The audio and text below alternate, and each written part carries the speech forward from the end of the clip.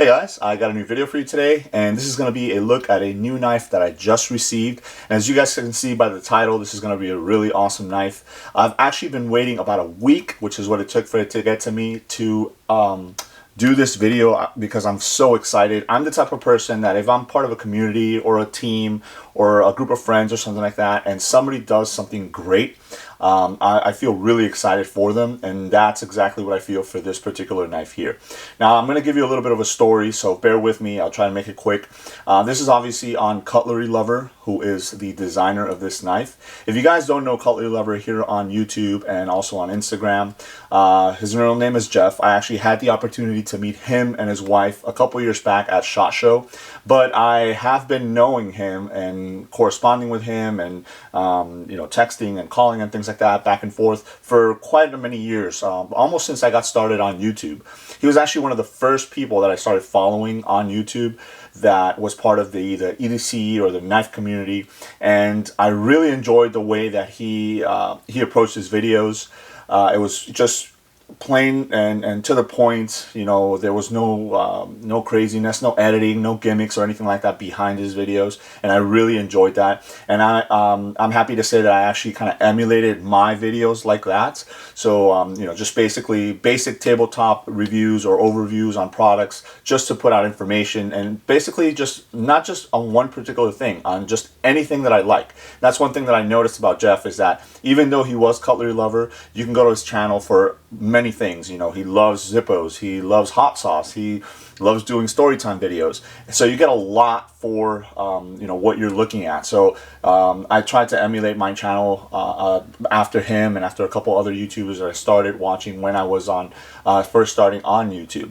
So when he posted about a week ago that he had designed a knife, obviously I had to pick it up. Again, I felt like this was really awesome. Somebody that I know, I want to say personally, because obviously after many years and conversations and things like that, you get to know people, had designed a knife, and with a company that I know as well, Bastion. As you guys know, I've worked with them before. I know Mike from Bastion. We always talk at SHOT Show and at Blade Show and stuff like that. We email back and forth about products and whatnot. So this was basically a merriment of two really awesome things: a great designer and a great guy with a great company. So I decided to go ahead and pick up one of the knives, and I say one of the knives because obviously as a knife reviewer and a knife collector and a knife nut, Jeff really knows what he wanted, or really knew what he wanted when he was getting into designing the knife. So obviously one of the key things is that a lot of times when new companies come out with new knives and things like that, sometimes the price points aren't there. They're maybe too high, or maybe you're not getting the value for what you're paying. Maybe it's a more reasonable price, but you're not getting that value. So what he did is he actually designed the same knife in two different blade steels.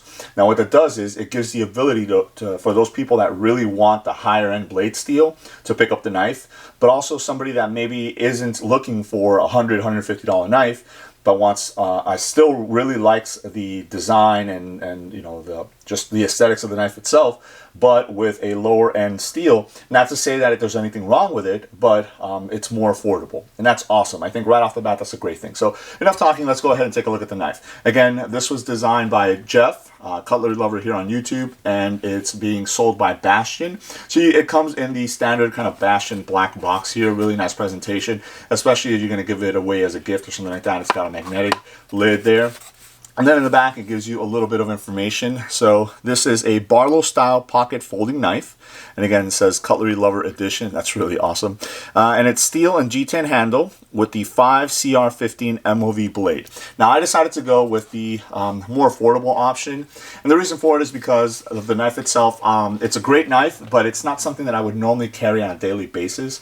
It's something that if I do, I would carry it as a backup or something like that. So I decided to kind of go with the least expensive option. Obviously, there's only a couple of them made per, I think like 300 for the 5 CR15 MOV, and I believe 100 for the other option, which is an S35 VN blade steel. So that's the one that's a little bit higher option. So the 5CR15 MOV comes in at $39.99, and then the S35VN comes in at $99.99. So even at $99 or $100, it's still a great price. It's still right there where it is affordable to most people.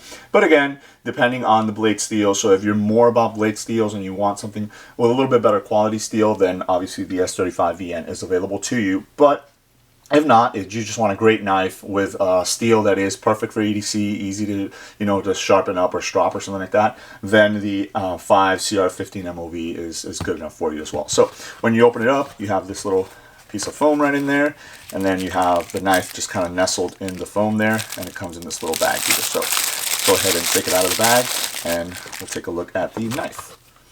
All right, so there it is. And again, this is a Barlow style pocket knife, obviously very reminiscent of Cutlerylover's taste. If you guys follow the channels and you see his videos, you know that he's all about these type of knives, the Case, Bear & Sons and things like that, knives, especially the Barlow style. So the Barlow style is very indicative. It has a nice large bolster right on top, and then you have your handle material on the bottom there. Again, this one is stainless steel with G10, and the G10 is really nice. It has this pattern, this kind of striations going through it, and it makes it really grippy, so it's great when you're holding on to it because it's a little bit of a smaller size knife, but it's very chunky and it's got a lot of weight to it for the size. I like to call it good weight, so in other words, it's not heavy, it just has a little bit of weight to it, and when you get it in hand, you'll definitely be able to tell that weight there. So really nice, the G10 there. It's black G10, and then you kind of see like these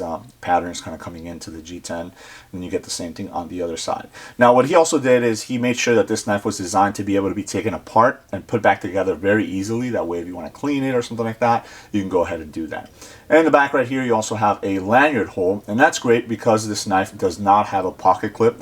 Again, he wanted to make it more of a keep the aesthetics of the knife itself and not put a pocket clip in there, because with the pocket clip, just kind of too big for one side. And in my opinion, with a pocket clip, since it's a little bit thicker of a knife, it might be uncomfortable, I would say. But throwing on a lanyard right there, you can definitely slide this into your pocket, maybe that fifth little pocket on your jeans or something like that, and carry it around very easily and great. Again, I would probably see this knife more as like a backup knife, a knife that I would use for any type of task, like a small to medium task, EDC tasks, like open up boxes, envelopes, stuff like that, that I don't want to get like maybe a larger full-size EDC knife dirty or with glue or anything like that. I think this knife will be able to handle that very, very nicely. Now, I don't know if you guys have seen it already or if you guys caught on to it, but this knife actually has two blades. And that is a plus, especially for EDC purposes.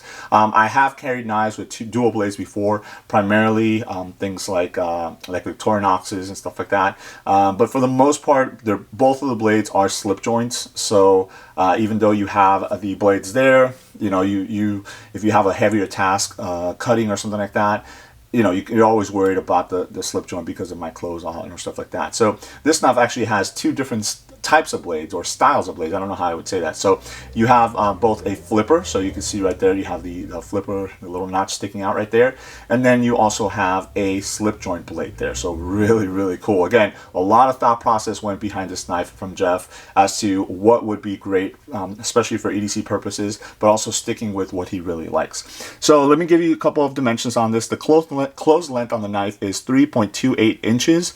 The open length, overall length, is 5.85 inches. So again, right underneath 6 inches fully open and right underneath 4 inches closed, or I would say 3.5 inches closed. So it's a small knife. Here it is in the palm of my hand. And again, it's indicative to the style of knife that it's modeled after, which is that Barlow style knife. So let's go ahead and take a look at the flipper blade first. It takes a little bit of wrist action to get it open at first. You have to kind of work it in. And here it is with the blade open. Really nice blade. It comes to a wicked point. So this is perfect for piercing, getting into boxes and opening up mail and stuff like that. Really, really nice. So on the blade, you can see Cutlerylover or Jeff's logo right there. And that's really cool that he added that on there. He actually did a contest where he had viewers submit logo ideas, and this is the one that won. It's the one that he's been using, and you can see it in his channel and stuff like that. And then on the opposite side, you have the Bastion logo right there. And then right at the bottom, it's really hard to see, but you have the handle material, or the blade material, which is the 5CR15 MOV. This is actually my first experience with this blade. It came razor sharp out of the box, but from what I hear, it's pretty easy to sharpen it back up if you have to. And again, it's one of those blades that, you know, it's great for EDC. It will dull a little quick, but you know, it's really easy to sharpen back up. But if you have a strop, Jeff is actually recommending that you strop it up if you can. You know, it'll make it easier to kind of keep the blade nice and sharp for a prolonged amount of time. Now, this is a liner lock on that, so as you guys can see, it is engaged right there. Lockup is perfect, no blade plate whatsoever, and then you can easily access the lock right there to disengage it, and then it goes right back in. Now, one thing I did want to note, and he actually spoke about it in one of his videos, is the nail nick on the second blade right there. It is a little bit higher, and that's based on the design of the blade itself. He really wanted this swedge that kind of runs through the blade to be there. So, you know, he offered a couple of different options. You can open up the blade, the flipper blade, and it gives you a little bit more access to that nail nick. So I'll go ahead and do that. And that's what I've been doing. I've been kind of playing around with it for a couple minutes. I literally just got this knife, but while it's you're breaking it in and stuff like that, I would recommend doing that, and then just kind of close the flipper there, and now you have the slip joint right there. And again, this is an awesome blade as well.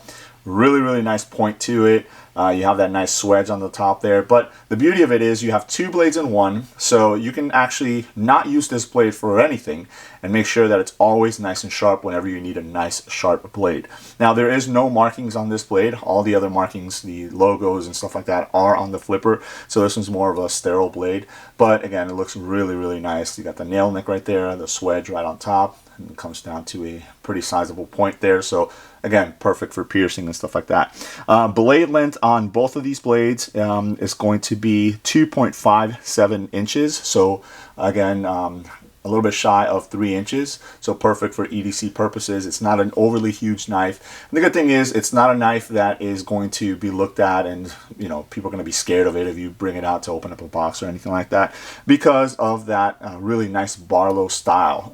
It's kind of like an old-time knife look to it with, you know, newer updated hardware, I would say. So again, the handle material, you have the stainless steel bolster right on top there, and then the G10 right on the bottom, which is very grippy and you know, really nice to hold on to, especially when you're using that slip joint blade, because it doesn't lock.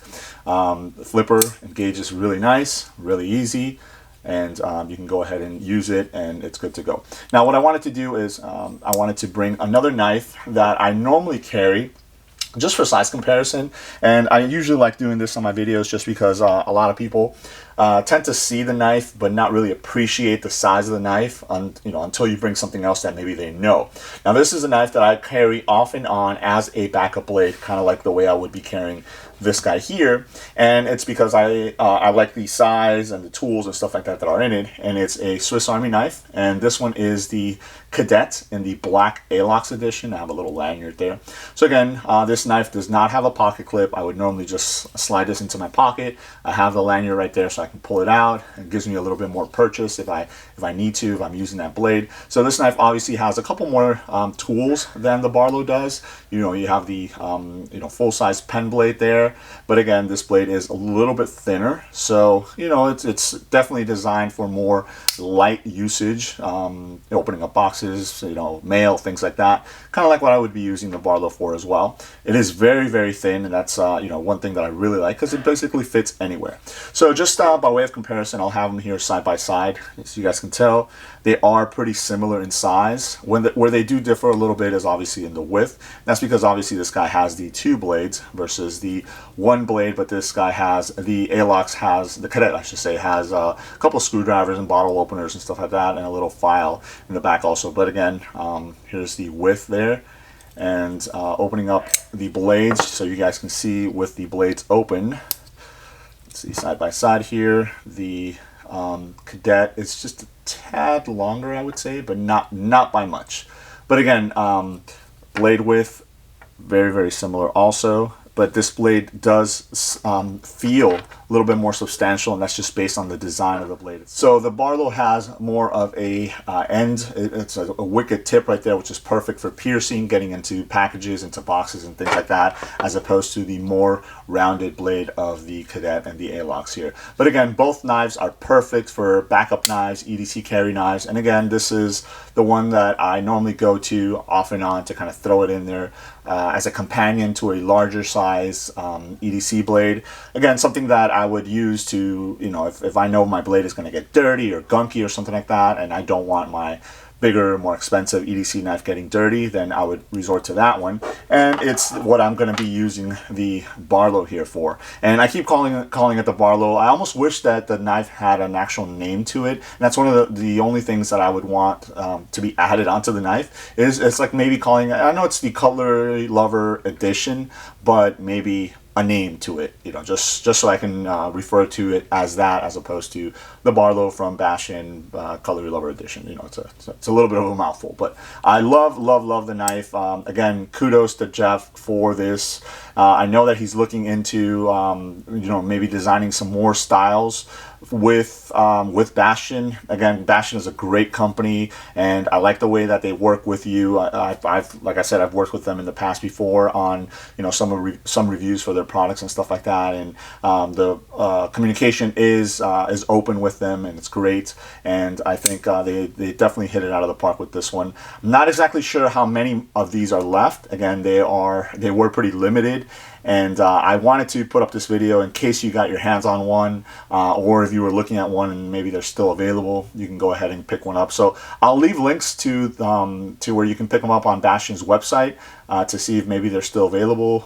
If not, then maybe you can pick it up from somebody that maybe had picked up a couple more and you got lucky and you can get it off of them. But this is a great knife, and it's especially more so because of the story behind it. And again, it is one of those things that you can whip it out and show it to people, or the knife, and explain to them, oh, you know, you got two blades and this and that, but it's actually designed by a YouTuber that's really into knives and a great guy. So there it is. That is a quick look at the Barlow style knife from Bastion, the Cutlerylover edition, designed by Jeff himself. Let me know if you guys have any questions. Thanks.